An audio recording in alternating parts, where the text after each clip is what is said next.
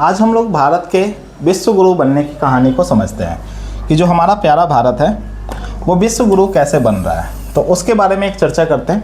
अभी अगर आपने रिसेंटली एक न्यूज़ सुना होगा तो उसमें आपने पाया होगा कि जो भारत के आम हैं, भारत में जो आम पाए जाते हैं उसको जापान की सरकार ने क्या किया है, बैन कर दिया है। ये बोला गया है कि इसमें जो है फर्टिलाइज़र की जो मात्रा होती है वो काफ़ी ज़्यादा है। सेम आम को जो भारत का एक पड़ोसी देश है नेपाल, उसने भी क्या किया है, उसने भी बैन कर दिया है। और जापान और नेपाल ये दो ऐसे देश थे जो कि सबसे ज़्यादा आम भारत से ख़रीदा करते थे। अच्छा, ये कोई पहली घटना है नहीं। अगर आपने देखा होगा तो भारत में जो चावल होते हैं उसको चाइना ने बैन कर रखा है। इस तरीके से हम विश्वगुरु बन रहे हैं। भारत के जो गेहूं होते हैं उसको कुछ साल पहले अगर आपने देखा होगा तो तुर्की में जब वो भेजा गया था तो उसको बैन कर दिया गया था।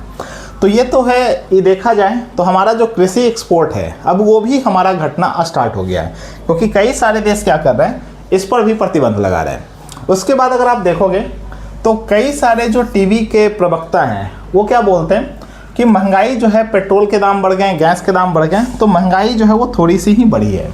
अब इस थोड़ी सी महंगाई की हम लोग चर्चा कर लेते हैं। गैस का दाम इसी मंथ में अगर आप देखोगे तो कई बार बढ़ चुका है।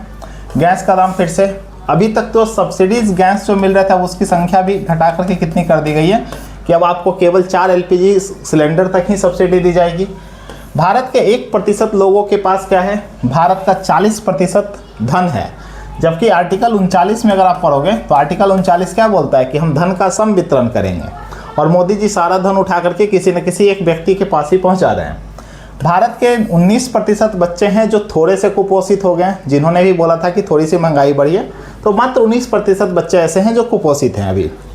उसके बाद अगर आप देखोगे तो भारत में जो 3 बच्चे हो रहे हैं अभी, तो हर तीसरा बच्चा क्या हो रहा है, बौना हो रहा है, स्टंटिंग का शिकार हो रहा है। ये बस एक छोटा सा, ज़्यादा बड़ा आंकड़ा नहीं है, बस छोटा सा आंकड़ा है कि थोड़ी सी इसमें भी कमी हो गई है। मेघालय के अंदर जो है मुद्दे जो भी चल रहे हैं उनको कोई भी मीडिया किसी भी न्यूज़ चैनल पे नहीं दिखाया जा रहा है। यहाँ तक कि ये जो पिक्चर है, एक नदी को पार करते हुए कुछ स्कूल के बच्चे हैं उनकी तस्वीर दिखाई गई है। तो महंगाई का असर ज़्यादा नहीं हुआ है, थोड़ा सा ही महंगाई बढ़ा है। ये आंकड़ों से आप इस बात को पता कर सकते हैं। इसके बाद अगर इंडेक्स की रैंकिंग अगर देखेंगे तो उसमें भी भारत का आंकड़ा बहुत ज़्यादा अंतर नहीं हुआ, बस थोड़ा सा हम पीछे हो गए हैं। जैसे अगर हम बात करें ग्लोबल हंगर इंडेक्स, ये अगर देखा जाए तो लगभग 127 देशों की लिस्ट आती है, और 127 देशों में हमारा जो स्थान है मात्र थोड़ा सा हम और पीछे हो गए, 111 हमारा स्थान आ गया।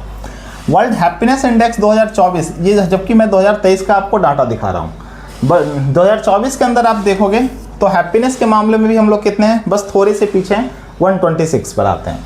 जबकि हमारे से जो हमारे पड़ोसी देश हैं वो हमसे ज़्यादा कैपेबल हैं, वो ज़्यादा खुशहाल देश होते हैं। इसी में अगर आप देखोगे तो प्रेस फ्रीडम इंडेक्स में बात करें तो हमारी रैंकिंग बहुत ज़्यादा पीछे नहीं है। अगर देखा जाए तो अगर 189 कंट्रीज़ हैं तो हम मात्र पीछे से 157 कंट्री पे आते हैं, बस थोड़ा सा ही पीछे इसमें भी हुए हैं।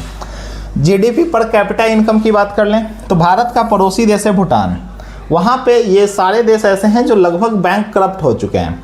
वहाँ पर कैपिटा इनकम है 4710, श्रीलंका में है 5006, यहाँ तक कि बांग्लादेश में है 2960।